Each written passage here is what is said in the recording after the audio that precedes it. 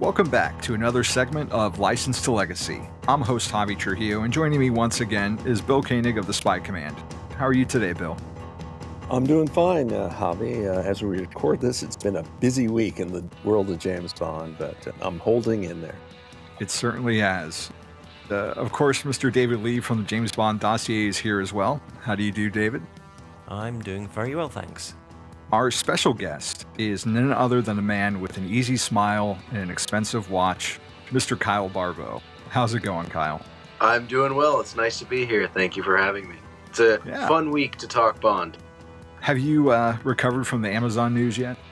I've chosen to take the positive approach that this is good news. I think the Broccoli's were just tired and finished, and now hopefully we'll get some new creative direction, and Amazon will put the right people in charge, and a new movie will be on its way. One can hope, because it's been quite a few years since No Time to Die, and even more years since they last filmed anything. It's true. Well, let's get down to business, shall we? We are here to discuss the 25th anniversary of The World Is Not Enough. And yes, it did turn 25 back in 2024, but technically it's not 26 until November if we go by birthday rules, so here we are. The World Is Not Enough was released in the US on November 19th of 1999. It made $126 million in the country with $361 million worldwide, which doesn't sound like a lot today, but 25 years ago, that was a pretty big deal. And this movie earned Brosnan the title of the $1 billion Bond, as his worldwide total now surpassed $1 billion over his first 3 films. And again, that's, unadjusted for what today's marketplace would be. So Kyle, as our guest, let's start with you. When did you first see it? So the first time I saw this movie, I actually went to go see it on Black Friday of 1999, and it was sold out. And that just broke my heart, because you can imagine a 12-year-old new James Bond movie. The first time I ever followed the production of a new James Bond movie on the internet, and I couldn't see it. So I had to wait a couple of weeks, and I actually saw it on Christmas Day of 1999. Wow. Oh man, that must have been torturous. Yeah, that was like a very difficult couple of weeks for me. A 3-week, 4-week wait of just interminable frustration. How old were you back then, if you don't mind my asking? I would have been 12. Okay, yeah, so you were definitely beholden to whoever could drive you there. Yes, correct. Bill, what were your recollections from back then? I saw it opening weekend, probably Friday of opening weekend. I know I ended up seeing it at least 3 times in the theater. And we'll get into this later, but I had a chance to read a script. Not the final script, but as it turned out, the middle script before the movie came out. And it's like, ooh, do I want to be spoiled? Well, give me that script. But there were significant differences. There were essentially 3 main versions of the script. And I saw what I read first was number 2. Years later, I saw the original Purvis and Wade script. And again, we'll get into that. But, for me, I mean, it's just, I'm so curious. Like, of course, because it's not going to stop me from seeing the movie. And no, it was interesting. It seemed like they were trying some new things, but without really going too far beyond James Bond. And later, as I said, I ended up seeing what was the first draft by Purvis and Wade. And of the first drafts I've seen, that is probably the closest to the final. That, again, there were significant differences in the second and third, but, it's like Purvis and Wade seemed to have captured the essence of what they were shooting for. A lot of people dump on Purvis and Wade. I'm more forgiving. And as I say, their original vision, a lot of it shows up in the final script. And we are definitely going to talk about their contributions as we get further into this episode. I definitely recall seeing it opening night wearing a gray suit, trying to match what Brosnan was wearing in the trailers, and sitting in the back row of my favorite theater, a little bit to the center of the right. And just, I had been waiting, 2 years for this and was just beyond excited to have a third Bond and all that that it meant. David, what are your recollections of when it came out? You were still in the UK back then, weren't you? Yeah, it was actually the last Bond film that I saw before I moved to Barcelona. And it's funny because with each of the Brosnan films, I remember that I went with a different person. And with The World Is Not Enough, I remember it was probably the last time I went to the cinema with my sister. And because the family's always been big Bond fans. And I don't know why we went together, but it was my girlfriend lived in Barcelona, and so I just decided to go with her for whatever reason. So I have a very clear memory of going to see it, and then a 3 year wait, and then die another day after I've moved to Barcelona, which was a big change. So that's the overall memory I have of it. Just who I went with rather than anything about it. I mean, with the Brosnan movies, I didn't 100% buy into them, to be honest, any of them. But after rewatching all of them numerous times, I think The World Is Not Enough is actually my favorite Brosnan era Bond. I agree. And that's actually my next question. Since you're with us right now, David, how often do you rewatch this movie? I went through a phase where it was soon after I moved to Barcelona, in fact, and I watched it twice in the space of a week. Don't exactly remember why. And it was just, I watched it once and I thought, hang on, I think I prefer this to the other Brosnans. And so I watched it again. So, well, that doesn't actually answer your question, but, sometimes every now and then I just watch a Bond film that I think I haven't seen for a while. And probably this is overdue another watch. I don't know how frequently, though, really. How about you, Kyle?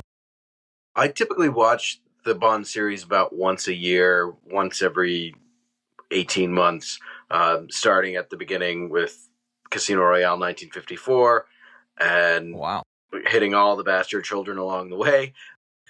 And it takes me about a year and a half to make my way through the whole series. So I would say within the space of every 18 months, I'll watch The World Is Not Enough. I like that. I like that idea of rotating. That's interesting about Casino Royale 54, I've got to say, because there are so few fans who have actually seen it. Lots have an opinion about it, but it's good to actually meet somebody else who's actually watched it. I'm a completist. I can hear that. It's good. It's actually a pretty faithful adaptation, which is interesting. Yeah, aside from the nation swapping thing, Bond being an American, Leiter being, but yeah, I mean, there were like a few scenes that, like, from the novel that have never been seen. Other, the cane gun, The cane gun, the guy, which we'll see in The World Is Not Enough. Yeah. So, no, I'm a fan up to a degree of 1954 Casino, and for the time and the format, it was brilliant. It's the closest thing we'll get to a James Bond play, because that's how live TV was, 70 plus years ago. Anyway, just a quick comment. Well, and unless Amazon decides that that's the style of Bond they want to do. You never know. Yeah. Everything. Can you imagine it?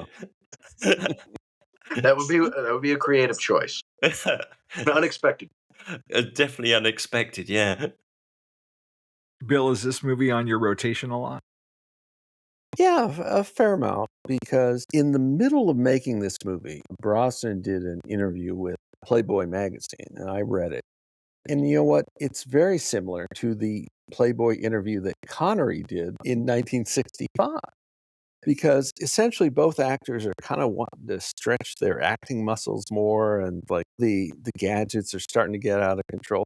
I mean, like, if you took excerpts from each interview and said, who said what, put in front of a Bond fan, I'm not sure, and not tell them who said what, I'm not sure people would see much of a difference. The actors, wanted to do more with the part, and they were kind of running into barriers. For me, I don't have an exact count or number on it, but it definitely is on the higher side of the rotation. It's just it's a comfort food Bond for me. Like this and Tomorrow Never Dies, I can just put on, escape for a little bit and relax and turn the brain off and just have a good time. I feel like I'm always watching like either the pre-title or I was going to say the car chase, but it's not really a car chase. The caviar factory scene, and I rewatch it, I would say more than I do some of the other films. And I'm not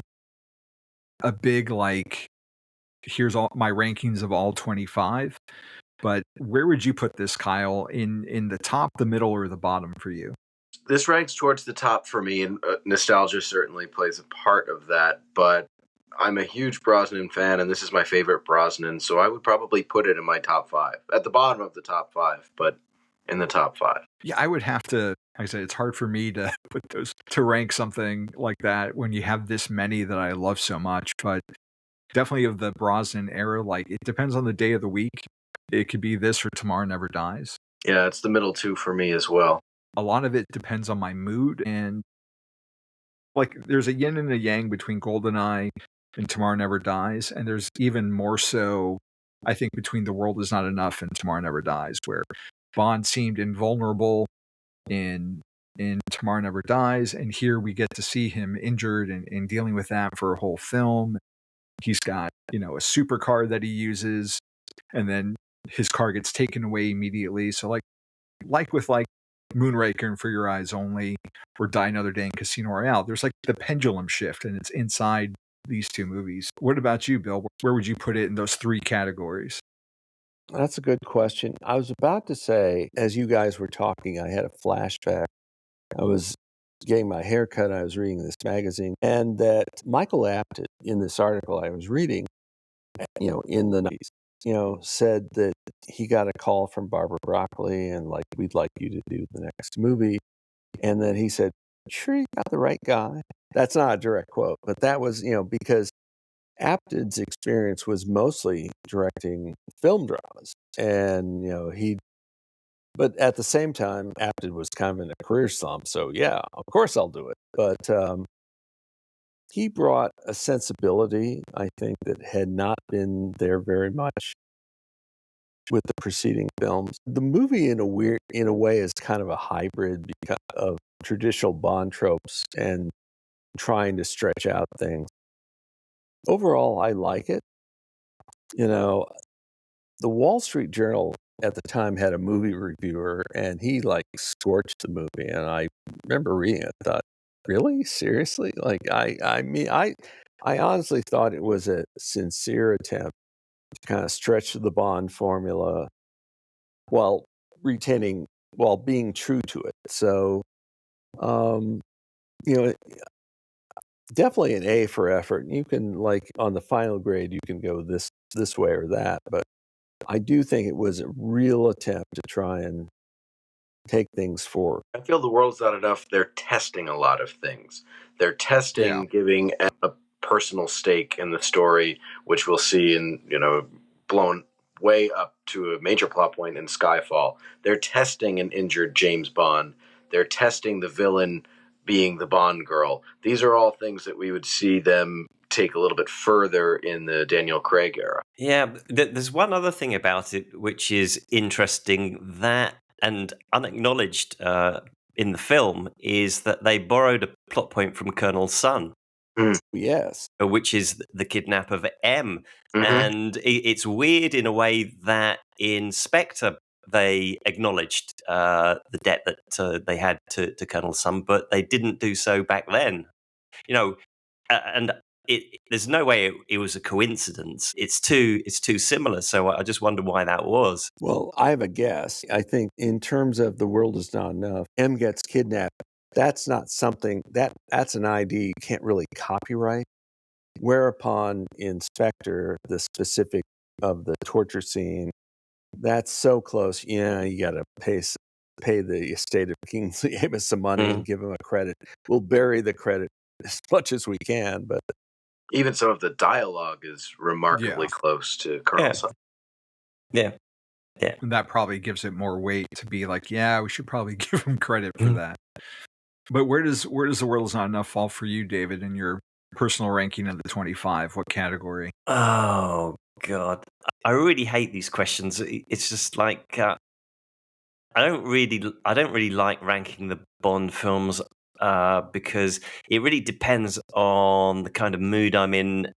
Sometimes I'll decide I'm going to watch a film tonight, and I decide which Bond film I'm going to watch. And when I get to sit down, I think, no, I don't want to watch that, and I watch a different one. So I think it's really, really difficult to do. I have my favorites, and I have a few which I really don't particularly like at all. So this is somewhere in the middle. It's not one of my very favorites, but it's not one that I hate. So I guess that's the best answer I can give you. That's kind of where I figured you were going to fall. So the pre-title sequence in this movie was longer than normal at 14 minutes, which almost makes it feel like 2 for the price of 1. And it wasn't surpassed until No Time to Die, which went just over that, I think, by almost 10. Kyle, what are your thoughts on the pre-title sequence? Did it have any impact going forward on the series? I think so. I think the best pre-title sequences are the ones that are mini movies, and this is one of the best at that. It's a very self-contained, even though there are ramifications for the plot later on, it's a very self-contained pre-title sequence. You can watch just that and be satisfied. I think that is when the pre-title sequence is the strongest. And you brought up No Time to Die being the other example of a self-contained, or one of the best examples of a self-contained mini movie, very much inspired, I think, by The World's Not Enough, and quite possibly the best boat chase in the series, with all due respect to Live and Let Die. Do you prefer the second half to the first?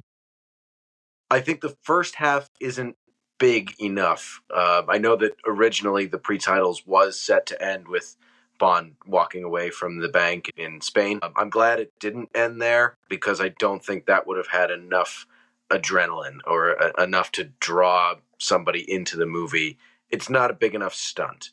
The boat chase is the big set piece that I think really hooks the audience. So they did the right thing by making a very extra long pre-titles. I have to jump in here because in the original Purvis and Wade script, there was no Q-boat. Bond got on the jetpack and went after her. And then, it's like the Bond series always flirted with the idea of going back to the jetpack from Thunderball. And that's what they originally delivered. And then we got, in the middle draft, we got the Q-boat. And then final movie got the Q-boat. But, it's just like, there was like, they kind of wanted to, it's interesting, the ideas that get floated. I remember reading that yesterday when I was doing some research, and just oddly enough, just a few years later, they would do something similar in From Russia with Love in the PS2 video game. And, Connery is flying around Big Ben in his jetpack trying to save, what's her name? Natasha Bedingfield? Been a long time since I've played that game, but I remember the sequence.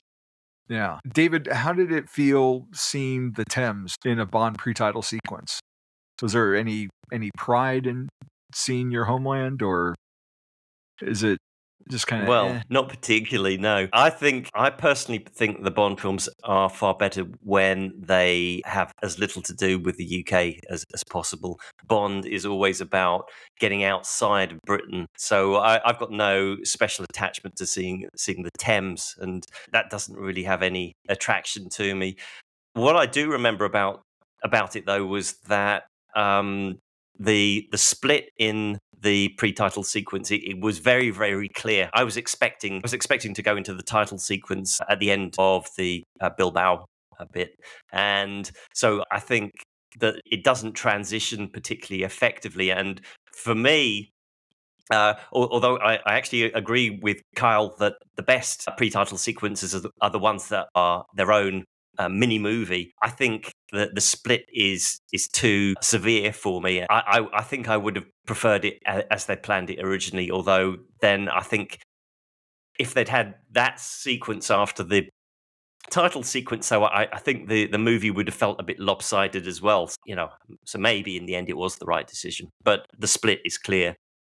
There's a deleted scene that shows the cigar girl meeting Renard that would have played after Bond walks away with the briefcase full of money. Mm-hmm. And I think that would have smoothed the transition a little bit between the two action pieces. That was actually in the middle draft that I described, which I had a chance to read the middle draft before the movie came out. So when the movie came out and that sequence was not there, like, oh, okay. I agree with you, Kyle. I think it would have smoothed things out. But that would have also added like 2 or 3 minutes to the pre-titles, which was already pretty long. So I suspect that was a decision made in the editing. I remember it feeling very bold at the time that, they were announcing this was going to be the longest pre-title sequence ever. And it felt like one of several breaks from tradition in this movie. And I have this memory of seeing Tim Burton's Sleepy Hollow, and when the movie got out and the people I were with went to use the bathroom or whatever, I remember sneaking back in to The World Is Not Enough, which was playing in an adjacent theater, just to watch the pre-title sequence again. And back when you could do that kind of thing, on the sly.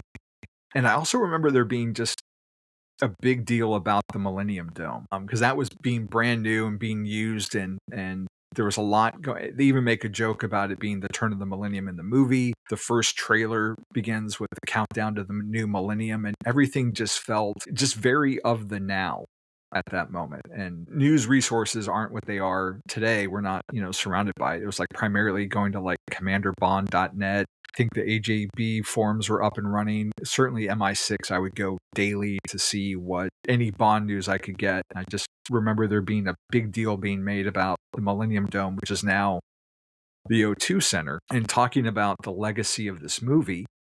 Just this past week, they had a big Formula One reveal, the 75th anniversary of Formula One, and they all had the 10 cars reveal their new liveries at the O2. And Aston Martin in particular made a special connection with a little pre-title sequence where they CGI'd in their two drivers in Q-boats, and instead of firing missiles, they had DRS, and they played into leaping into the Millennium Dome, or now the O2 Center, walking out to the Bond theme, looking a little bit like Daft Punk in suits and helmets. It was CGI. I thought it was for real. You spoilt it for me. But it was a cool sequence. Yeah. I couldn't believe that we were seeing an homage to that movie, 25 years later, and just how heavily they leaned into. I had hoped there would be some kind of Bond connection or not, but I didn't expect anything at that scale. Did you watch the whole thing, Kyle? No, I just watched that one particular sequence. Just being a Bond fan, I don't know too much about Formula One, but I know a thing or two about James Bond. So any sort of reference to the Bond series, I'm going to lap up. Can you believe that none of the three of us actually spotted that it was the two Aston Martin drivers in the Q-boats until the next day? That's true. Well, they wore big helmets. You couldn't see their faces. And it was like, there was like one shot on the video about numbers. And it was like, yeah, it's their car numbers. That's what it took me a couple times. I realized that the following day as well, yeah. Yeah. Oops. Yeah. But it does show something that this movie made an impact. And I think maybe because this is the first time there was ever an action scene set in London. I know that there was one deleted from On Her Majesty's Secret Service, but this was like a big action set piece along the Thames and bypassing many London landmarks and ending at a very modern, new London landmark. People remember that. Oh, for sure. And that score by David Arnold is just Bond perfection. That's everything I wanted at that time. It's just the horns are everywhere, and he made it feel fresh with like his techno beats. And I was listening to a lot of like Propeller Heads and Moby back then, in like the late 90s, early 2000s. It just felt so tailor-made for me because I was like 22 at the time, and having all that come together just felt really special. I've had the pleasure of seeing Cue the Music perform at the O2, and 2 years ago they opened their concert with that particular soundtrack cue, and it was outstanding. Just to hear that performed live by an orchestra in that location was a surreal moment. That's got to be electrifying. Yeah, That's it was really special. Yeah, I'd love to see them, but I haven't. I've never managed to make it to the UK at the same time as they're playing. Looks good though. I would recommend it. I'm going to turn the conversation to a more somber note. Q. This is the final Desmond Llewellyn's appearance after being in 17 films with 5 Bonds. He tragically passed away from a fatal car accident about a month after the premiere. What mark has he left, and what is his legacy, do you think, Kyle? His legacy is one of the biggest. I think he belongs on the Mount Rushmore of Bond. Even people who are not huge James Bond fans, just your average cinema goers, they know Q and they know him as the gadget guy and they know Desmond Llewellyn's portrayal. I think that his legacy is just as steeped in Bond lore as Sean Connery and Roger Moore. Bill, how do you feel about Desmond's contribution and what he means to the character of Q? It's enormous, obviously. What people don't realize was that Desmond wasn't paid that much. Because it was a different era when he began his run as Q. Because he's gonna, he'll act a couple days, 2-3 days, whatever, and then he's gone. But he transcended that, and like. I've talked to Bond fans who said, "Oh, he must have been paid a ton of money." Like, no, he wasn't. He was a working actor. I mean, that's why he did all those commercials and stuff, which played off his Q persona.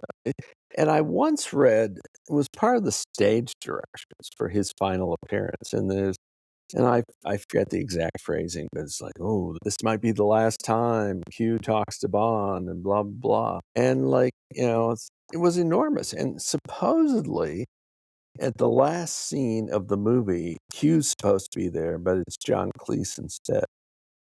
And it's again, he added so much on the edges to the films, and it's like Harry Saltzman apparently wasn't the biggest Desmond fan, because in Live and Let Die, there's no Q scene, but he comes back for The Man with the Golden Gun, and he's like right there, and he's a lot of amusing banter. So yeah, it was the end of an era, no question. David, do you think he set the template too high? That it's going to be hard unless you go in a completely opposite way with Ben Whishaw, that people can't match what he did? Yeah, I think that John Cleese was a mistake, because in a way he was trying to play a funnier version of Llewellyn's Q, but the right way to go was definitely with Ben Whishaw, which is completely different, because if you try and follow somebody who he made the character his own, he was Q. The character Q never existed in the book, so there was no template even for him. So he was that version of Q. So any other Q that comes after has to be portraying a different person, I think. But by the way, Carl, I liked your idea of a Mount Rushmore for Bonds. I'd never actually thought about that before. But where would this be? I mean, obviously Mount Rushmore's taken up. Good question. It would have to be pretty large, because there's a lot of people that I think belong on it. Well, if I can add a quick note, in Die Another Day, by that time it was made, Desmond had passed away, and Brosnan Bond is talking to John Cleese Q, and then Q says something like, "As my predecessor said, blah, blah, blah."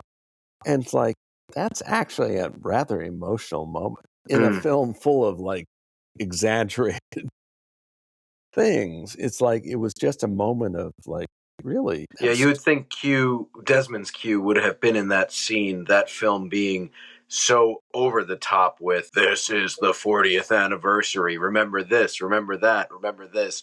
I mean, it is calling for Desmond, and unfortunately, Yeah, he could not be there. and Cleese's comment evokes Desmond, and it's a very serious moment in an outlandish film. Mm-hmm. And it's like, ooh, that's a little, that tugs at the heartstrings just a little bit. And that moment of Vaughn calling him quartermaster and then switching at the end to Q after he gets the Aston Martin. It really speaks to what you're talking about. Just that really got to me so much. Yeah, as much as I do like Cleese, but it's just hard to live up to what Desmond Llewellyn did. So I'm glad that they took a different tact with Wishaw.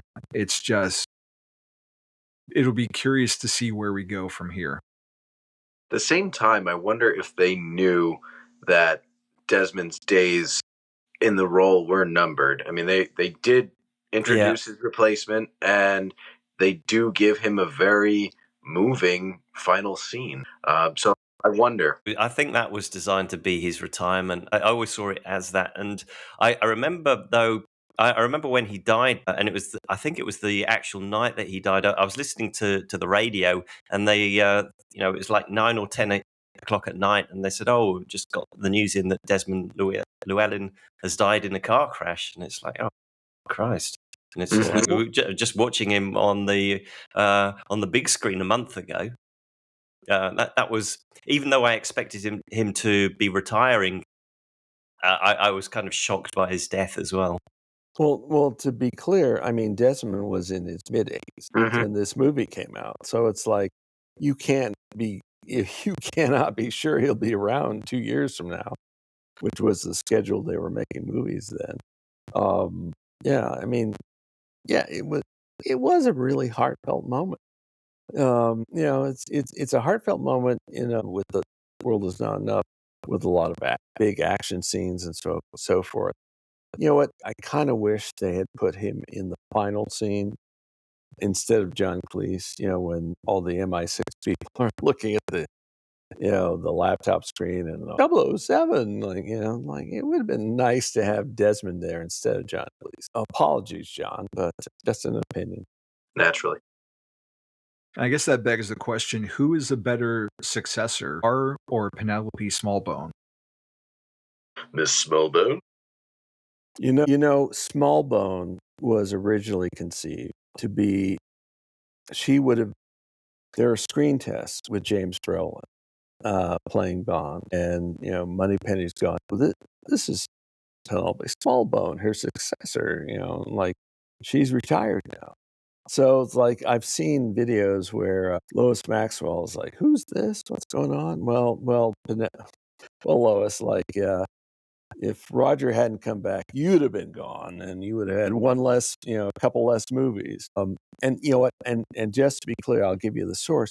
In 1994, there was an official Eon-sanctioned James Bond convention in Los Angeles, and they showed some of those James Brolin screen tests. And so there's James Brolin as Bond coming in and bantering with Penelope Smallbone. In the end, in the final film, Penelope Smallbone is Moneypenny's assistant, the assistant to the assistant. But and I saw it. Trust me, it exists. I'm going to put a quick pin in the conversation and come back for part 2. Kyle, where can people find you in the meantime? So I am on Instagram. I've got the longest Instagram handle in the Bond community. It is Easy Smiles and Expensive Watches. And Bill, where can people find you? The Spy Command is at hmsweblog.wordpress.com. I also have the Man from U.N.C.L.E. episode guide. I have the FBI episode guide. And I have the Spy Command Feature Story Index. You can find all of those. David? And you can find me at thejamesbonddossier.com, the website and monthly newsletter, or you can read my book, The Complete Guide to the Drinks of James Bond. And I am your host, Javi Trujillo. I am the Bond Is Not Enough on Instagram, Javi.true on Blue Sky, and I'm over at batmanonfilm.com, occasionally on the James Bond Dossier, writing reviews, and Up to Speed with Wally West, a Flash podcast on YouTube. And not to mention the Comic Binge on YouTube as well. So thank you for listening, and please come back next week for part 2.